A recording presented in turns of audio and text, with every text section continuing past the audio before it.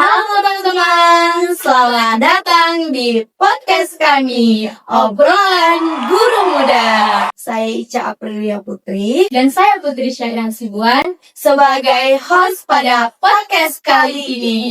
Kak Putri, udah tahu belum kita mau kedatangan siapa? Belum tahu tuh, teman-teman ada yang tahu nggak kita kedatangan bintang tamu siapa hari ini? Kita mau kedatangan 2 calon guru muda nih, guru-guru Gen Z.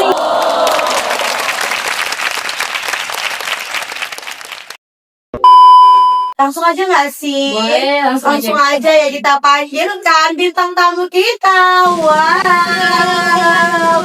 Mana nih ya Allah, kakak sehat. Masya Allah, kakaknya cantik-cantik banget ya ternyata ya. Wow. Seperti ini penonton kita nih udah pada penasaran nih Kak sama mereka ini ya. Langsung aja deh, boleh deh kakak-kakak 2 calon guru muda ini, guru-guru Gen Z, kenalin diri dong sama penonton kita. Halo, perkenalkan nama saya Tanti Sari Dewi. Saya Nurriatul Lubis. Kami dari Universitas Nahdlatul Ulama, Fakultas Ilmu Pendidikan, Prodi Pendidikan Guru Sekolah Dasar. Mau nanya nih Kak, kesibukan kesehariannya ngapain aja sih Kak? Nah, seperti perkenalan tadi ya Kak, kan kesibukannya kuliah nih. Nah, iya, sebagai mahasiswa kan udah semester tinggi nih, semester 5. Jadi kesibukannya itu pada semester tinggi pasti banyak tugas ya. Nah, apalagi tugas-tugas ke sekolah, praktek ngajar, itu pasti banyak, pasti ya kan tugasnya gitu. Itu aja sih Kak kesibukan. Oh, dari kakak ini sama sih Kak, sama Kak Tanti, kesibukannya sama. Karena fakultasnya juga sama, jadi tugasnya juga sama. Lagi ribet-ribetnya nih pasti ya Kak ya, Masya Allah banget ya.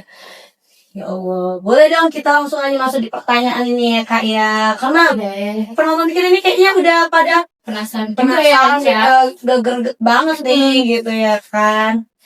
Langsung aja lah, ini kan tema kita nih Kak kali ini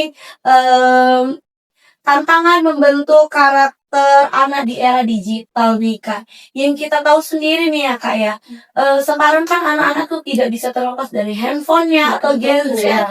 Aku tuh seperti media-media sosial lainnya gitu ya Kak.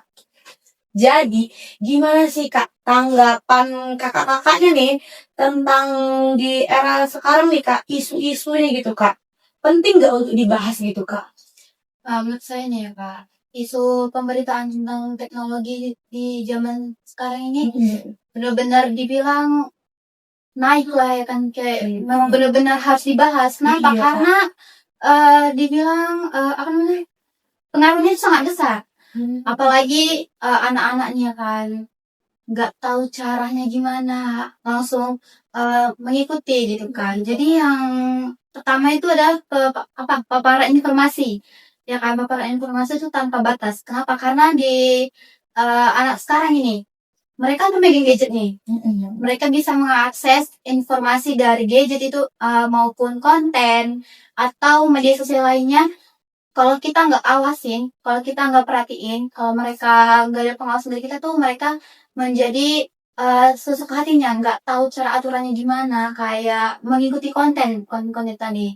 Nah, yang kedua itu ada berkurangnya interaksi sosial. Nah, kayak kita sendiri nih kan Kak, kalau udah kecanduan, tahu lah ya kan gimana gitu. Apalagi anak-anak yang kurang pengawasan, kalau misalnya mereka udah kecanduan nih, kayak misalnya nge-game atau apa gitu.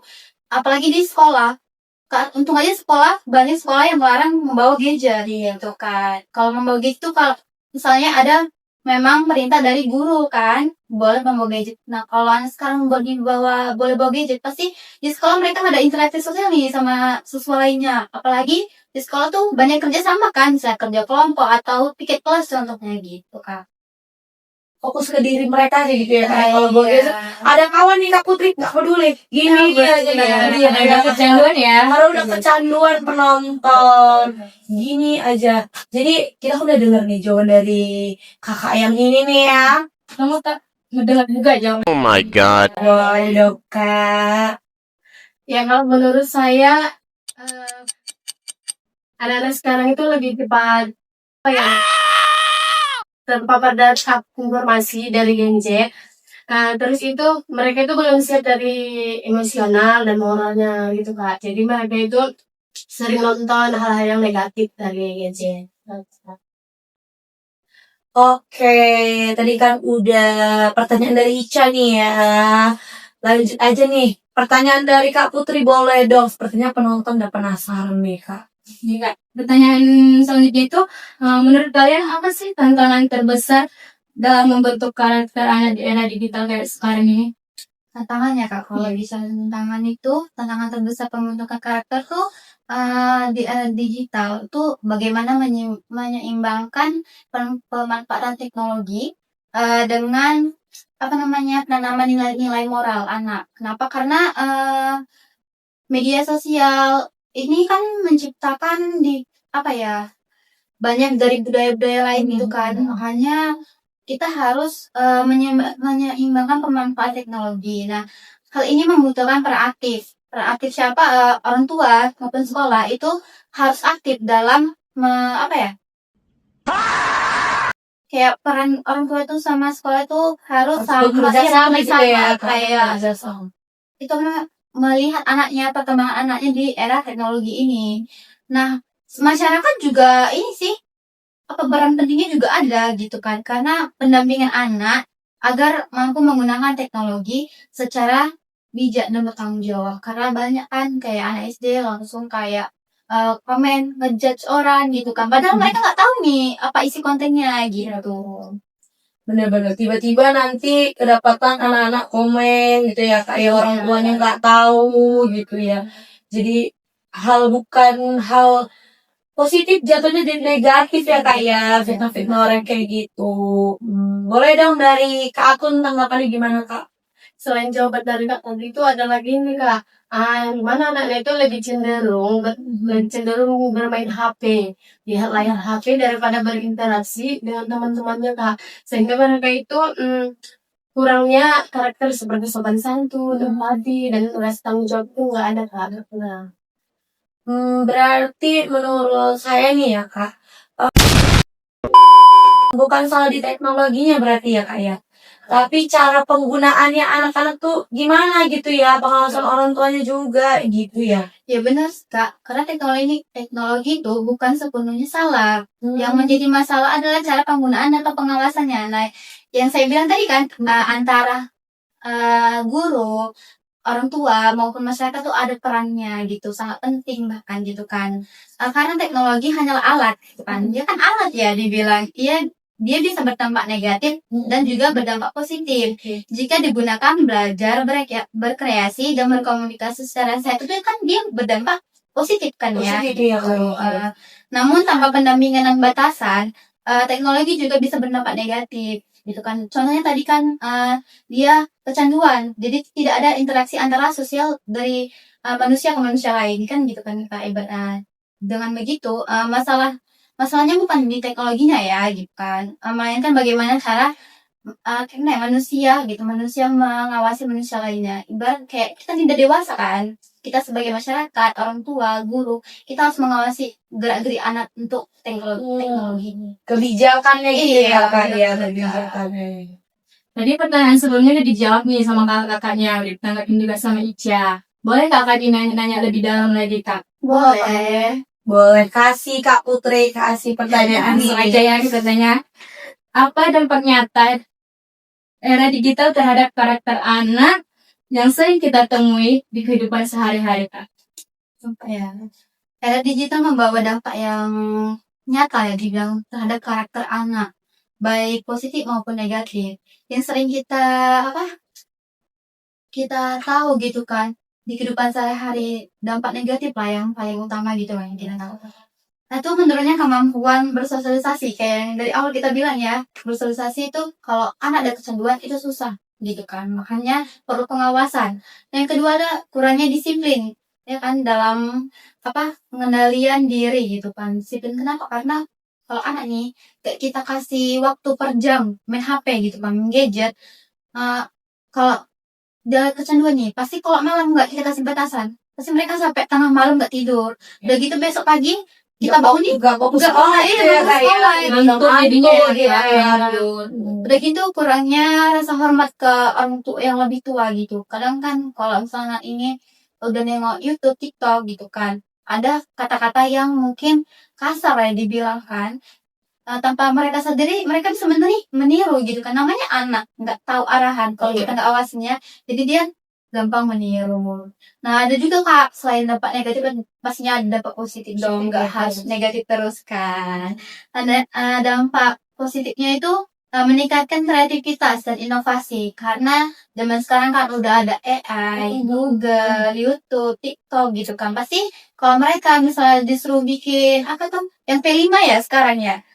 Oh iya pakai karya-karya seni gitu ya dari SD ya. Itu pastinya oh ya ini bikin ini gimana sih caranya, pastinya itu mengubah pikiran, pola pikir kan, kayak lebih berkreasi, berinovatif gitu. Yang kedua itu ada memperluas wawasan. Nah yang kayak kita bilang ini kan AI, kalau AI dan Google ini kita pandai kayak menyaring gitu kan, pasti ada hal-hal yang positif dari AI, Google atau TikTok, YouTube tadi. Nah yang ketiga itu melatih kemandirian.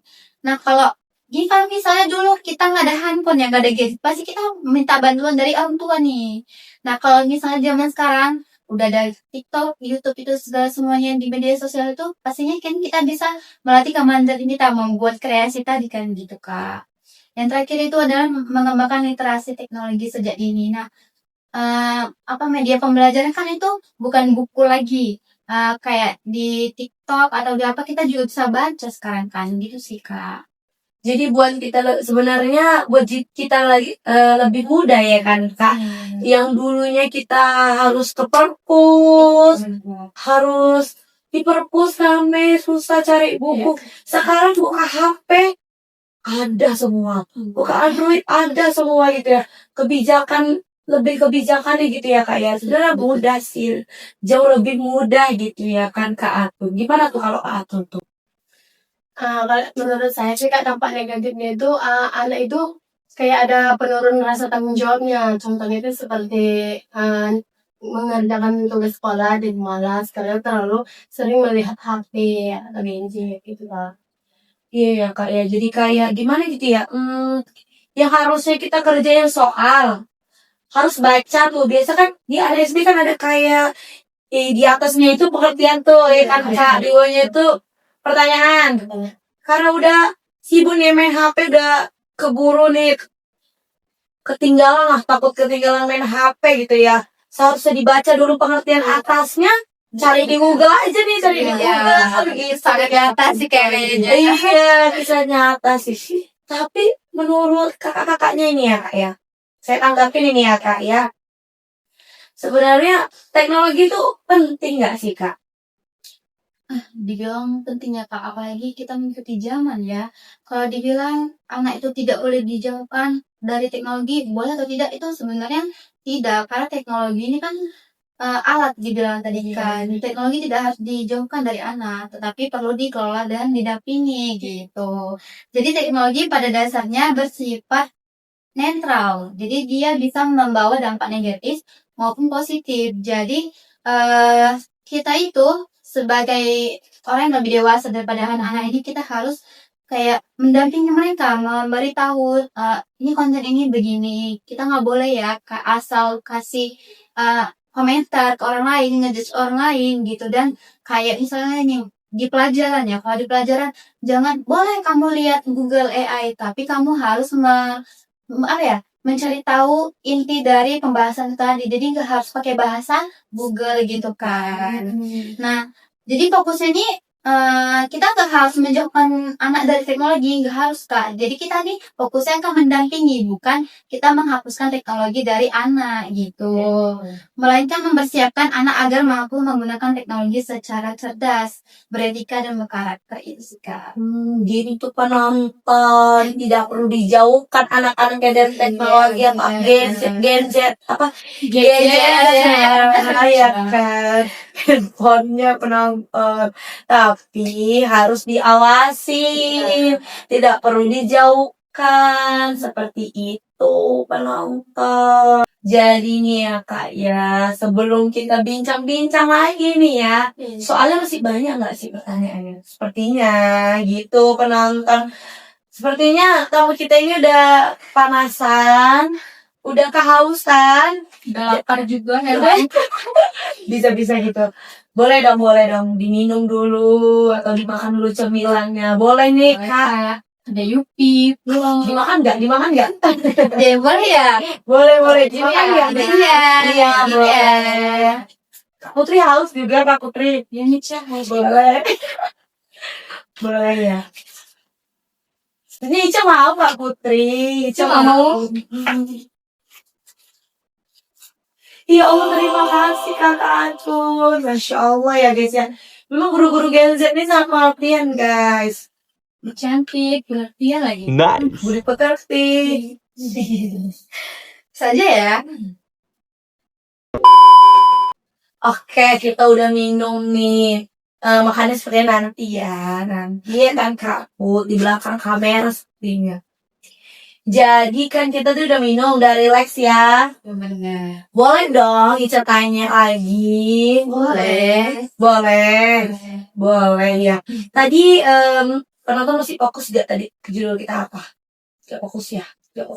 Nih Ica kasih tahu ya teman-teman penonton. Judul kita tadi adalah tantangan membentuk karakter anak di era digital. Nah, jadi Kak, tantangan membentuk karakter anak di era digital nih kakak-kakak. Bagaimana sih solusi yang bisa dilakukan sama kakak-kakaknya calon guru nih, atau motivasi untuk calon guru atau ibu-ibu yang di luar sana nih Kak, sebagai guru muda yang nantinya menghadapi tantangan ini tuh gimana sih Kak solusinya gitu? Untuk menghadapi tantangannya dalam Iya. pembentukan karakter anak ini di era Digital ya. Diperlukan ini solusi komprehensif. Kenapa? Karena antara komprehensif dan kolaboratif antara keluarga, sekolah, dan orang tua itu sangat penting gitu, maupun lingkungan sosial. Gitu. Ada beberapa solusi. Yang pertama itu bisa literasi digital sejak dini gitu kan. Jadi biasakan anak itu membaca. Karena mereka harus tahu pengetahuan apalagi di era digital ini kan, jadi tidak langsung mengambil sisi negatifnya gitu kan. Dan yang kedua itu adalah pembatasan dan pengaturan penggunaan gadget. Nah, kayak yang kita bahas dari tadi ya, harus ada pengawasan pembatasan kayak misalnya main gadget dibatasi udah 1 jam, istirahat dulu ya gitu, nanti lagi kalau mau main entah belajar dulu, istirahat dulu gitu kan. Baru Atau ini ya kayak kalau anak-anak zaman sekarang guru-guru muda nih ya, guru-guru muda sekarang cara ngebatasnya tuh boleh main HP-nya tuh pas Sabtu Minggu aja Ya, gitu ya. kan, Bener-bener. libur gitu. lanjut Kak, ada penyediaan alternatif aktivitas positif gitu kan. Jangan biasakan anak tuh bermain gadget. Kayak kita tuh sebagai orang tua harus tahu cara mengatasinya. Kegiatan apa sih selain main gadget nih biar akan dapat pengalaman, pengetahuan gitu. Misalnya dari bermain kita juga terkadang dapat pembelajaran ya, dapat ilmu gitu kan. Misalnya bermain apa namanya itu, boleh main dadu, main apa gitu kan. Kayak apa namanya itu yang Bisa juga Lego gitu ya kayak Iya, Lego. Coba kumpulkan warna-warna merah, warna biru gitu kan ya. dapat pengetahuan kita ya, mengasah otak ya. Iya, mengasah otak juga. Ini nih Kak Putri nih, calon-calon ibu muda. Oh iya ya, Bisa tuh ambil pelajaran dari sini. Dan selain itu juga kerjasama antara keluarga dan lingkungan tuh, lingkungan masyarakat nih boleh. Kenapa? Karena termasuk komunitas dan media berperan dalam membentuk karakter anak gitu. Konten budaya kan jarang ya kita di lingkungan ini budaya mesti pakai gitu kan. Jadi biasakan anak dengan hal-hal positif dulu gitu. Nah, dengan menerapkan solusi ini, tantangan di era digitalnya tidak hanya dapat diminimalkan, tetapi juga diubah menjadi peluang untuk membentuk anak yang cerdas, berkarakter dan bertanggung jawab pastinya. Gitu ya Kak. Iya. Banyak banget nih motivasi-motivasinya nih guys. Mau lebih banyak gak motivasinya? Mau kan? Kita lanjut nih teman sebelahnya Kak Atun. Boleh dong Kak Dari Kak Atun, Atun. boleh. Seperti kata Kak Tanti tadi orang tua itu berperan penting dalam mengawasi anak dalam bermain gadget ya Nanda, supaya anak ini terlalu mengikuti tanda-tanda yang tidak baik dari gadget Kak. Jadi orang tua itu kayak memberikan contoh penggunaan gadget itu yang baik seperti apa. Dan kayak katakan tadi diberi waktu untuk bermain gadget itu kapan.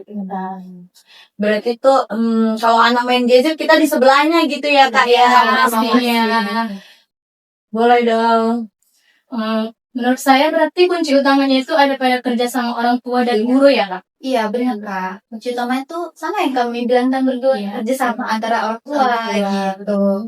Nah, pembentukan karakter nih dia tidak bisa tidak bisa dibebankan pada suatu pihak saja gitu kan. Karena kalau kita bebankan misalnya kita kunci utamanya di guru nih, pasti guru juga dimanfaatkan sama orang tua, kok anak saya begini gitu kan. Jadi kita harus kolaborasi antara sekolah, guru, orang tua. Jadi tidak ada tidak ada salah paham gitu kan. Intinya di sini tuh kerjasama gitu kan Kak. Nah, tanpa kerjasama, upaya pembentukan karakter ini akan tidak jadi konsisten gitu kan. Namun dengan kolaborasi yang baik, tantangan era digital ini bisa menjadi peluang ya untuk membentuk generasi yang berkarakter kuat, cerdas maupun beretika gitu sekali. Intinya di sini kerjasama ya antara itu tiga pihak, sekolah, orang tua, lingkungan gitu. Sekolah, orang tua, lingkungan. Itu guys harus kerja sama. Apa aja tadi? Sekolah, orang tua, lingkungan. Ada lagi nggak Kak bukti pertanyaan ini? Ini kita masuk ke penutup nih Ca. Ini udah penutup guys. Nggak terasa ya? Nih ya. Sebagai penutup nih Kak, apa sih pesan yang bisa kalian sampaikan terkait pembentukan karakter anak? Kesannya ya. Iya, bisa pesan juga buat yang bisa penonton Bapak nih, ini sampaikan. calon-calon ibu muda gitu di luar sana. Rasanya itu pendidikan karakter itu harus ditanam sejak dini gitu, agar anak mampu menggunakan teknologi secara bijak dan bertanggung jawab. Jadi teknologi boleh saja maju, tetapi karakter anak harus tetap menjadi nomor satu. Karakter yang Teknologi boleh maju, tapi karakter anak harus tetap jadi nomor satu. teknologi boleh maju, tapi karakter anak tetap jadi nomor satu. Terima kasih ya buat para penonton ya yang udah dengerin obrolan kami atau podcast kami tentang tantangan membentuk karakter anak di era digital. Semoga apa yang kami obrolin tadi bisa menjadi motivasi buat kedepannya buat para guru-guru Gen Z atau ibu-ibu muda yang di luar sana. Mungkin ini udah di akhir video nih Kak. Waktunya kita pamit undur diri nih Kak. Saya Ica Aprilia Putri. Dan saya Putri Syairah Sibuan. Kami pamit undur diri ya guys. Terima kasih buat para guru Gen Z nih yang udah direpotin nih. Bye bye.